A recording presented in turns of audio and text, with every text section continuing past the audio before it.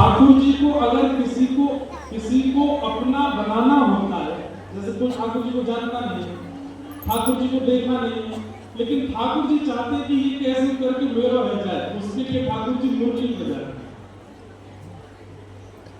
जैसे किसके लिए बजाए? रसखान।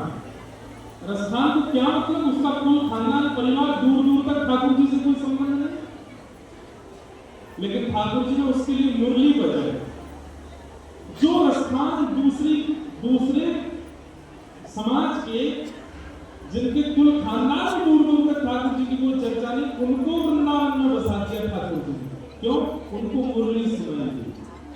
जो मनोहर रूप धारण करके हमारे मन का हरण करे, वो मुरली। ताज बेगम, उनको ठाकुर जी ने मुरली सुनाई।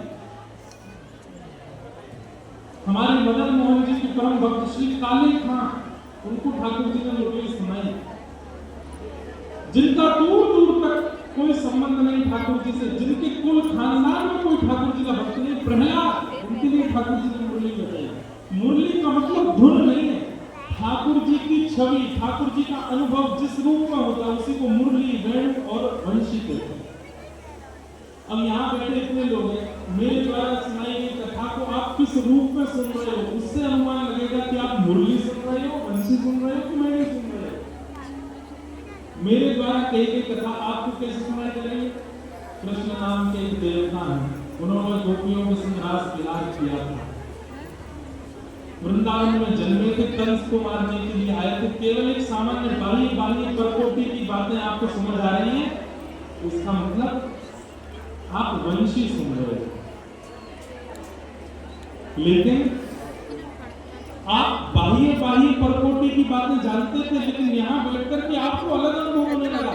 अब तक आप कृष्ण को देवता मानते थे, पर आप उनको परमात्मा के रूप में देखते हुए अब अपना मानने लगे, तो आप मुरली सुन रहे हैं। आपकी सुनने की स्थिति से पता चलता है कि वेणु, मुरली या वंशी क्या सुनते हैं। तो मुरली किसके लिए बजती है? जिसको ठाकुर जी को खींचना हो। ये कथा सुन के, आज 6वां दिन है, विश्राम दिवस है, आज के बाद जिसके जीवन में परिवर्तन आना शुरू हो जाए, समझ जाना उसने मुरली सुनी। अब वंशी किसको सुनाई देती है? जो पहले से ही ठाकुर जी को जानते हैं, बहुत प्रेम करते हैं, जिनका जीवन समर्पित हो चुका है ठाकुर जी के लिए, जो नित्य तिलक लगाते हैं, नित्य एकादशी रखते हैं, नित्य कंठी पहनते हैं, नित्य नियमों का पालन करते हैं। उनको पता है हम चाहे उनका रहे, पंजाब रहे, हिमाचल में, हम ठाकुर जी वो वक्ता के द्वारा रसमयी बात कही जाए चाहे नीरस बात कही जाए, सबको ध्यानपूर्वक सुनते हैं, क्योंकि वो ठाकुर जी के हो चुके हैं, उनको वंशी सुनाई दे रहे हैं।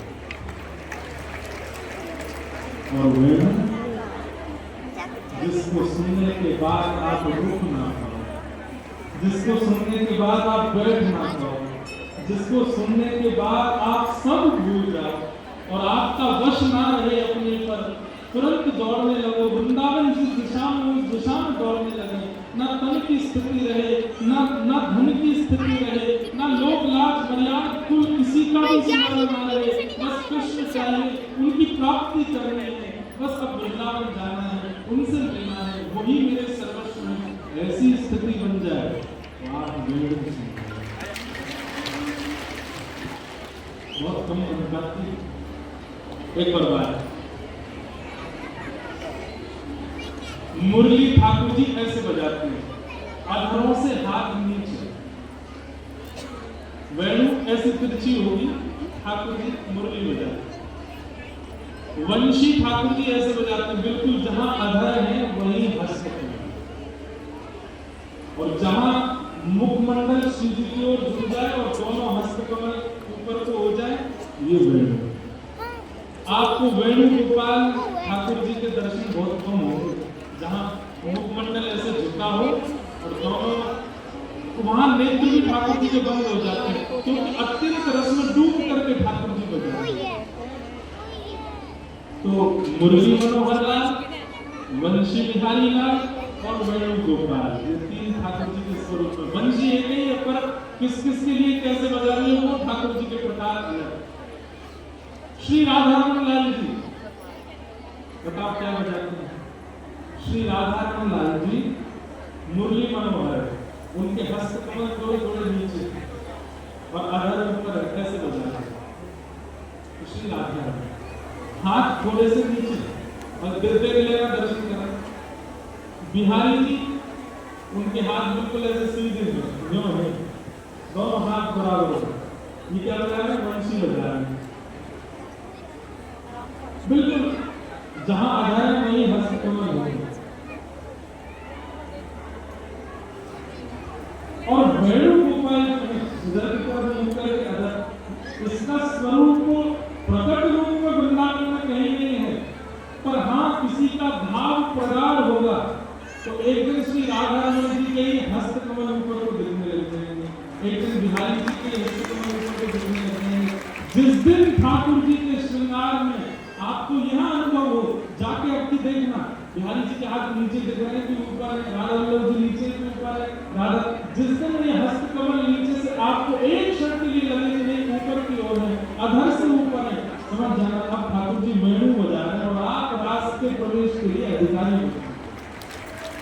हमारे ब्रज साहित्य के ब्रज के रसिक जन इन सब भावों को बड़े अच्छे से बताते हैं, एक एक विषय को। एक क्षण के लिए ठाकुर जी के अधर से ऊपर यदि हस्त कमल का दर्शन हो जाए तो समझ जाना अब वेणु बज रही है और आप रास के अधिकारी हो चुके हैं। जब तक ये हस्त कमल नीचे है, समूह वंशी बजा रहे हैं, मुरली बजा रहे हैं, अभी ठाकुर जी और खींचने को प्रयास कर रहे हैं आपको अपनी ओर, लेकिन जब पूर्ण रूप में खींच जाओगे तो वेणु गोपाल हो जाएंगे। और वेणु जब बजेगी जगौ कलम दाम दिशाम फिर रास में, और रास में जैसे गोपियां पहुंची वैसे ही आप पहुंचोगे, रोक नहीं पाओगे स्वयं। जैसे मीरा पहुंची वैसे ही पहुंचोगे, जैसे करमती बाई पहुंची, जैसे रस्तान पहुंचे वैसे ही पहुंचोगे। तो यह भी एक नियम है कि मुरली मनोहर ठाकुर जी जिस दिन वेणु गोपाल के रूप में दिख जाए तब समझो कि आपका भजन सार्थक है, आपका भजन लगा। लेकिन अगर वेणु गोपाल दिख जाए तो ढिंडोरा मजबूत ना। आजकल भक्तों में बहुत बड़ी कमी है, तुरंत गा देते हैं समझो। कुछ नहीं तो पूना से 15-20 लोगों को ले गए और बिहारी जी में जाके पहले से विचार करके देखेंगे हाथ ऊपर है नीचे, महाराज जी बोल रहे थे। कई लोग उनमें से ऐसे कहाँ दिखे, हमें तो नीचे दिख रहा, एक नहीं मेरे तो बिल्कुल ऊपर थे, कहाँ थे, मैं वेणु सुन ले, अब तो मैं रास में जानी नहीं सीखी। बाद में सब निराश हो गए, बेचारे हुए हम तो नीचे ही गए, ऐसा मत करना। प्रदर्शन नहीं, अगर अनुभव हो जाए तुरंत चुप हो जाना, गोपनीय रख लेना अपने चित्त में, बोलना ही नहीं किसी को। मुझे वेणु गोपाल के दर्शन हो चुके। वेणु गोपाल मतलब रास बिहारी, और रास बिहारी ठाकुर जी के दर्शन गोपी को ही होंगे, सबको नहीं।